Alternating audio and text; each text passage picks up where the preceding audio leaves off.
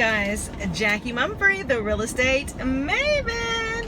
Got my little name tag on here, a little crooked. Just want to say hi, guys. I am in the car on my way to a showing appointment in Smyrna.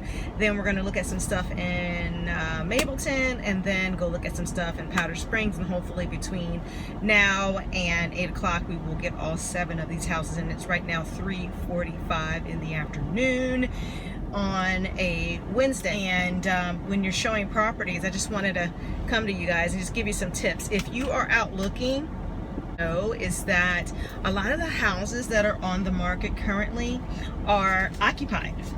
So going to check on a property and going to set up a time to see it isn't usually something that's instantaneous when the properties are occupied. What happens in our process is, say you want to go and look at a house, and you call a realtor and you say, hey, I want to go look at this house, when can I see it?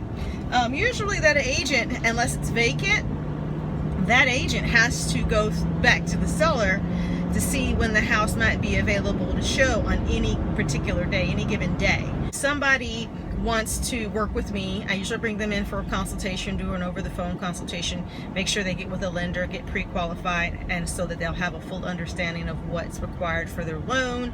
And there's different types of loan. There's an FHA loan, conventional loans. Some you put no money down, some of them you put 20% down so you can get the best interest rates. And so with a lot of people, they usually start looking at a house first. You know, they go online to like realtor.com, bankrate.com, lendingtree.com, Zillow, Trulia, what have you, and they put in some numbers based on how much money they make, how many bills they have each month, and then they get a guesstimation as to what they can afford.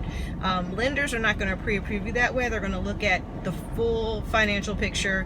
They're going to want to look at your tax returns, your bank statements, your check stubs, do your verification of job, verification of assets, verification of rental history. Make sure you don't have bankruptcies and foreclosures and things like that. And a lot of those online companies don't necessarily do that unless you're going to put in your social security number and have them run your credit, which some people are kind of funny about that. So you want to make sure that you're pre-approved and know what kind of loan you're going to be doing, because not all loans are equal. And if you're doing an FHA loan or a VA loan, they have some special characteristics with those loans that will affect the type of property you can buy. So if, for instance, you are looking at doing what's called an FHA loan, where you're only putting 3.5% down, and you're looking at condos, you're going to be restricted to a lot of condos, from a lot of condos, because not every community is FHA approved. I know they are in the works of changing that rule come February 2019, later this year, that they're supposed to be able to go back to doing spot approvals, but that's still kind of being talked about and in flux. But as of right now, the building where you buy has to be FHA approved, not just you. Lenders not only vet you as a good candidate to loan money to, but they also look at what you're trying to buy to borrow against. And they won't give you money for something that they don't feel is a good investment from the standpoint of the bank. So once you've got that done, you're going to have your realtor send you some listings. A lot of buyers like to look on their own. A lot of them feel like, oh, I'll get a better deal if I go direct with an agent. Usually that's not the case, because the agent's commission is already negotiated before the house has even gone on the market. But I mean, not that you can't ask, you can definitely ask, but that's not always the case, or should be even assumed. But they'll go out and look, and what happens generally is that people will set an appointment with me, and I'll say, okay, I want to look at these 3 houses, and then we go and set those times and days.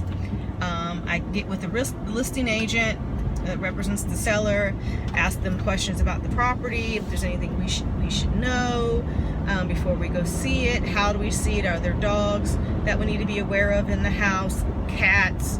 Are there any alarm codes that we need to know so we can access the property? And so what happens is we get set, we get ready to go meet at the house or meet at my office and head over to the house. And the buyer will say, oh, well, I brought 5 more houses I want to see. Can we go ahead and see those too? Now, in some instances that could work, but each of the houses have to be vetted against not only what your qualifications are, but what your parameters you and your realtor have set for the type of houses you're going to look for or look at.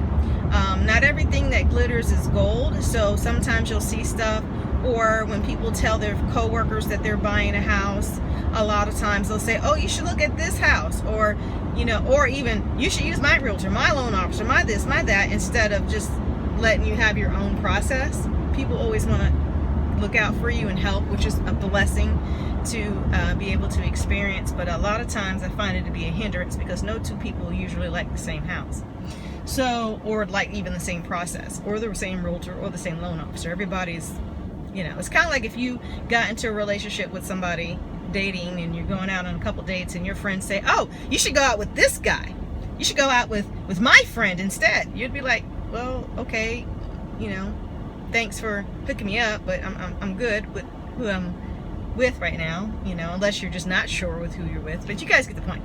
Anyway, what happens is that people want to see more houses than what we've allotted time for, and most of the time, if we're set to go look at 3 houses, I've already, and especially if you've done it days in advance, we've already got the day scheduled, what we're going to see, with properties that have been researched. You may have, even as a buyer, driven around, and then to say, okay, let's go look at 5 more. We can't fit all of those in that time allotment unless they just happen to be vacant, available. So the further in advance that you can give the agent that you're working with notice of the properties you want to see, the better experience you're going to have showing. You don't want to overload yourself in one day looking at properties. Take into account that these things can be fixed up. So a lady just pulled up, and we're going to go check it out. Hey there, how's it going? Hey, this is the house. What do you think? I don't like it. I didn't realize this was off the hotel. Yeah, right around the corner. All right, so let me call them and tell them we're not going to go in, Okay. and then we can go look at Vining's. What's the other one? Vining's Place. Yes, ma'am. No, it's a lot of deck, and then it kind of drops off. You don't want to see that one? Okay. All right. And then the third one, we're going to be a little early for, so I can call her and see if we can come now, because that one will be about an hour. So let me, yeah, that one's off of Glore. So it's kind of an adjacent street to Brookwood. That one was 46. Okay. So see, this is what I mean when people change their mind about seeing stuff after booking the appointment. So now I've got to try to call these people and tell them we're not going to go into their house because she doesn't like the location.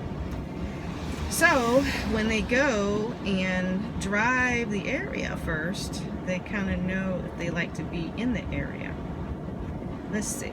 Let me see if I can get the agent on the phone. So anyway, I'm going to try to get get what I can shown today. So it's going to cut our list in half. We're like an hour and a half early. So anyway, that's how it is in the real estate biz.